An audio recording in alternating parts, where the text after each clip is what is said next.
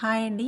పైన క్రంచీగా లోపల ఎంతో సాఫ్ట్‌గా ఉండే ఎగ్ లాలీపాప్‌ని మయోనీస్‌తో గానీ, టమాటా సాస్‌తో సర్వ్ చేసుకొని తింటూ ఉంటే క్రంచీగా ఉండే ఎగ్ లాలీపాప్ సూపర్‌గా ఉంటుందండి.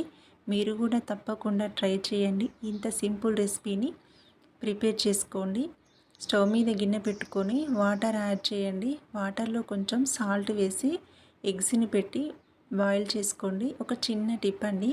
ఎగ్స్‌ని ఎప్పుడు బాయిల్ చేసుకున్నా కొంచెం సాల్ట్ యాడ్ చేసుకొని బాయిల్ చేసుకోండి. అప్పుడు మనకు ఎగ్ షెల్ అనేది ఈజీగా వస్తుంది. ఎగ్స్ కొంచెం పాతవైనా కొత్తవైనా పర్ఫెక్ట్‌గా ఉంటాయండి, బ్రేక్ కాకుండా.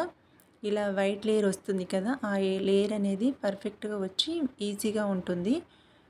ఎగ్ని ఇలా చిన్న చాపర్తో మొత్తం చాప్ చేసుకోవాలండి. ఎటువంటి ఉండలు లేకుండా పీసెస్ కూడా చాలా చిన్నగా చాప్ చేసుకోండి.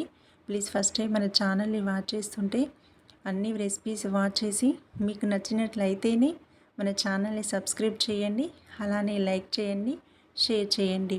ఎగ్స్ అన్నీ ఇలా చాప్ చేసుకొని అందులోకి అల్లం వెల్లిగడ్డ పేస్టు, పచ్చిమిర్చి, పసుపు, కల్మాకు, ధనియా పౌడర్, చిన్నగా చాప్ చేసుకున్న ఆనియన్స్, టేస్ట్కి తగ్గట్టుగా సాల్టు, ధనియా పౌడర్ కొంచెం ఎక్కువనే వేసుకోండి, టేస్ట్ బాగుంటుంది. అలానే పెప్పర్ పౌడర్, గరం మసాలా అయితే చాలా తక్కువ క్వాంటిటీలో వేసుకోండి.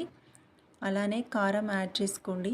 కారం, ఉప్పు మన టేస్ట్ తగ్గట్టుగా యాడ్ చేసుకోండి. ఈ ఎగ్ లాలీపాప్స్ కొంచెం స్పైసీగా ఉంటేనే చాలా బాగుంటాయి. అన్నింటినీ బాగా మిక్స్ చేసుకోండి. ఇలా మిక్స్ చేసుకొని చిన్న ఉండలుగా మనం వీటిని ప్రిపేర్ చేసుకోవాలి. ఇక్కడ నేను కార్న్ఫ్లోర్ యాడ్ చేస్తున్నాను. ఈ ఎగ్ అనేది మనకు ఉండలుగా రావడం కోసం, బైండింగ్ కోసం కార్న్ఫ్లోర్ని యాడ్ చేస్తున్నానండి. మీ దగ్గర కార్న్ఫ్లోర్ లేకపోతే మైదా పిండి, బియ్యం పిండి అయినా యూజ్ చేసుకొని మనం ప్రిపేర్ చేసుకోవచ్చు. మొత్తం అలా అన్నింటినీ కలుపుకొని రౌండ్గా ఉండలు చేసి పెట్టుకోవాలండి. ప్లీజ్ ఫస్ట్ టైం మన ఛానల్ వాచ్ చేస్తున్నట్లయితే తప్పకుండా సబ్స్క్రైబ్ చేయండి, లైక్ చేయండి, అలానే షేర్ కూడా చేయండి. ఇలానే అన్నింటినీ బాల్స్ని ప్రిపేర్ చేసుకొని పెట్టుకోవాలండి. ఈ బాల్స్ మనం ఎగ్లో డిప్ చేసుకోవాలి. ఎగ్లో డిప్ చేసుకున్న తర్వాత వీటిని మనం కోటింగ్గా బ్రెడ్ స్క్రమ్స్ కానీ ఓట్స్ పౌడర్ని కూడా యూజ్ చేయొచ్చు. ఇక్కడ నేనైతే బ్రెడ్ స్క్రమ్స్ని యూజ్ చేస్తున్నాను. ఒక గిన్నెలో ఎగ్ని పోసుకొని ఎటువంటి ఉండలు లేకుండా బీట్ చేసుకోవాలండి. ఇలా బీట్ చేసుకున్న ఎగ్లోకి మనం ముందుగా ప్రిపేర్ చేసుకున్న ఎగ్ బాల్స్ని డిప్ చేసుకుంటూ ఈ బ్రెడ్ స్క్రమ్స్లోకి మొత్తం పౌడర్ని ఒక 1 లేయర్గా పట్టియాలండి. బాగా పట్టియకండి. మనం ఫ్రై చేసినప్పుడు ఎక్కువ కోటింగ్ ఉంటే లోపల ఫ్రై కావు. ఒక చిన్న లేయర్గా ఫామ్ చేసుకుంటే సరిపోతుంది. మీ దగ్గర బ్రెడ్ స్క్రమ్ లేకపోతే ఓట్స్ పౌడర్ని కూడా చేసుకోండి. మిక్సీ పట్టుకొని పౌడర్లా ప్రిపేర్ చేసుకోండి. చాలా టేస్టీగా ఉంటుంది ఈ రెసిపీ. తప్పకుండా మీరు ట్రై చేయండి. ఇలానే అన్నింటినీ కూడా డిప్ చేసుకుంటూ పక్కన పెట్టుకోండి.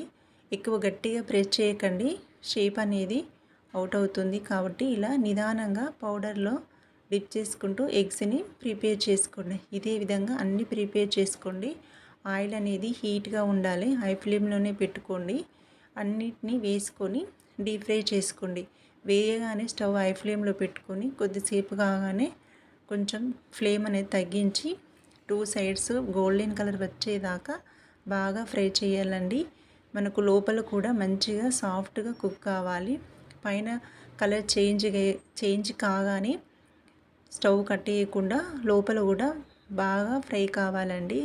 మొత్తం గోల్డెన్ కలర్ వచ్చేదాకా బాగా ఫ్రై చేయండి. కరకరలాడుతూ చాలా టేస్టీగా ఉంటాయండి. ఇలానే అన్నింటినీ ప్రిపేర్ చేసుకోండి. చూసారు కదా ఎంత కలర్ఫుల్గా ఉన్నాయో.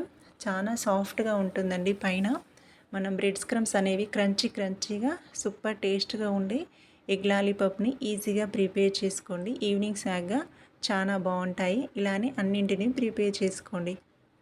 ఈ రెసిపీ మీకు నచ్చినట్లయితే తప్పకుండా సబ్స్క్రైబ్ చేయండి. అన్నింటికి ఇలా స్టిక్స్ను పెట్టుకొని ఎగ్ లాలీపాప్ని టేస్ట్ చేయండి.